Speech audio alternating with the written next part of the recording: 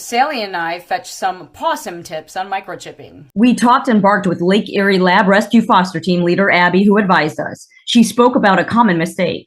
They don't register in their name, or if they move, they don't take the time to update it. So if your dog happens or cat happens to get loose and we don't have an updated contact information for you, that's no good having a microchip. So that's super important, is make sure, take the time as soon as you get your new family friend, get online, get it registered.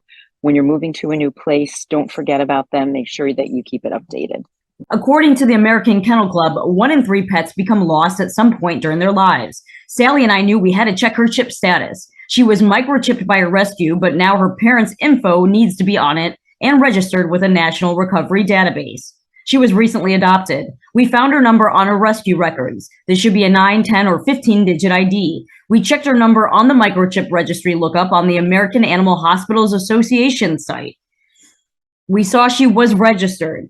We were then provided with a link to the company of Sally's registry. We went to Finano's site and saw her rescue's contact information and her new parents' email as the current owner. From there, a human could message the owner directly if they found her.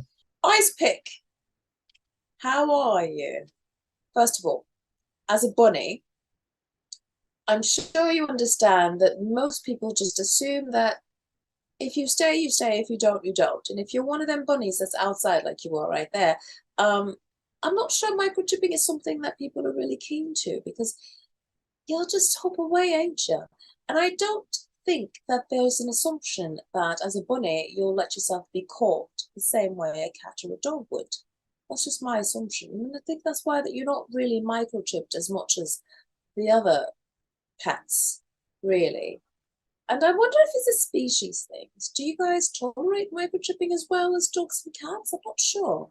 Does it have to be done while you're under? Do you know about that, Ice Pick?